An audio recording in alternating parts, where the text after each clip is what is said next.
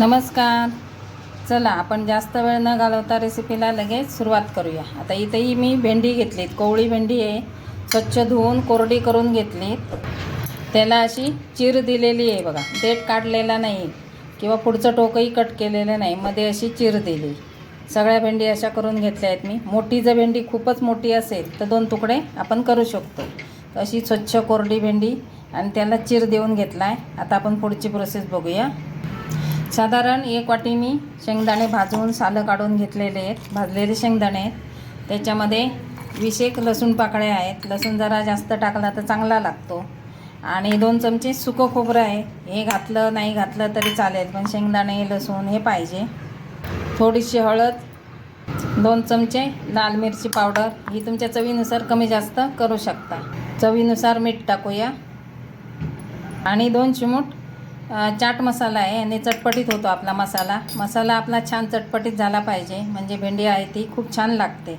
अशी भेंडी जर तुम्ही बनवली तर मुलं नक्की आवडीने खातील आणि म्हणतील आठवड्यातून 2-3 वेळा बनवत जा, असं सांगतील तुम्हाला. एवढी मस्त अशी चटपटीत भेंडी आपली तयार होते. तर आता ही मी मिक्सरला एकदम बारीक फिरवून घेणार आहे. ही बघू शकता तुम्ही, अशी आपल्याला मऊसर पाहिजे चटणी. अशी कोरडी अशी नको आहे आपल्याला, सुकी अशी पाहिजे. कारण जे आपण लसूण टाकले त्याच्या ओलाव्यातच ही तयार होते. याच्यामध्ये काही पाणी वगैरे टाकायचं नाही. आणि तुम्ही चेक करू शकता, तिखट मीठ कमी वाटलं तर आताच टाकू शकता. भेंडीचा चिकटपणा असतो बघा, बुळबुळीतपणा असतो भेंडीला थोडासा.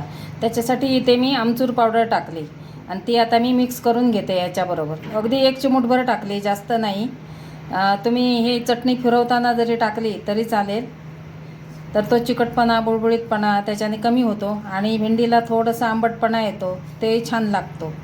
तर हे आता मिक्स करून घेते आणि ह्याच्यामध्ये ही आपलं भेंडी भरायची आहे. भेंडीमध्ये अशी भेंडी करायची आणि त्याच्यामध्ये असं भरून घ्यायचं आहे. दाबून भरायची, जेवढी राहील तेवढी. आणि हे सगळ्या भेंडी भरून झाल्या का कमीत कमी 15 मिनटासाठी तरी तशात ठेवून द्यायच्या, म्हणजे जो मसाला आहे तो छान अगदी भेंडीमध्ये मुरतो. आणि तुम्हाला जर अजिबात वेळ नसेल, लगेच करायची असेल तरी केली तरी चालते, असं काय नाही. पण थोडासा वेळ ठेवला आपण असं भरून तर छान भेंडी आपली तयार होते आणि मसाला पण छान मुरतो. असं मी सगळ्या भेंडी आता भरून घेते. हे बघा, असे मी सगळ्या भेंडी भरून घेतल्या. आता मी 20-25 मिनटं अशाच्या ठेवून देणार आहे, म्हणजे मसाला पण छान त्याच्यामध्ये मुरेल. नंतर आपण मग पुढची प्रोसेस बघूया. आता हे राहिलेला मसाला आहे तो पण आपण नंतर वापरणार आहे भाजीमध्ये. आता इथे मी नॉनस्टिक कढई ठेवली आणि त्याच्यामध्ये 2 मोठे चमचे तेल टाकलं आहे. तर आपलं जे भेंडी ठेवली त्याला अर्धा तास झाला जवळपास. मी तोपर्यंत बाकीची कामं करून घेतली.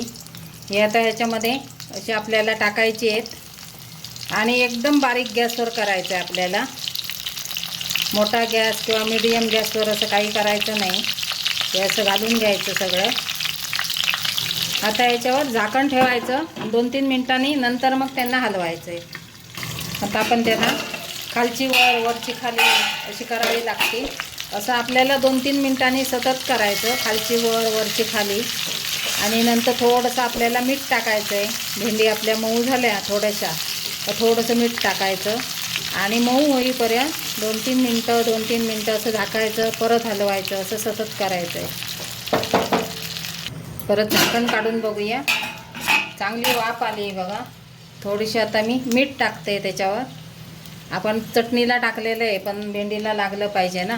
आणि परत आता हे असं मिक्स करून घ्यायचं आणि मऊ होईपर्यंत शिजवून घ्यायची. परत आता मी झाकण ठेवणार आहे त्याच्यावर.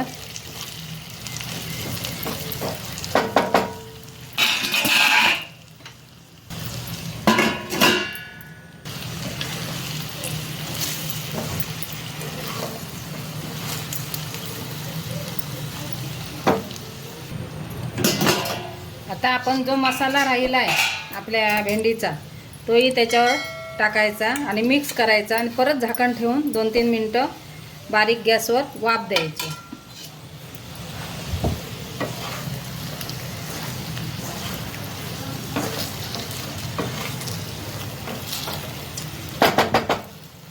बघूया आता आपली भेंडी तयार झाली बघा. मस्त अशी चटपटीत भेंडी आपली तयार झाली.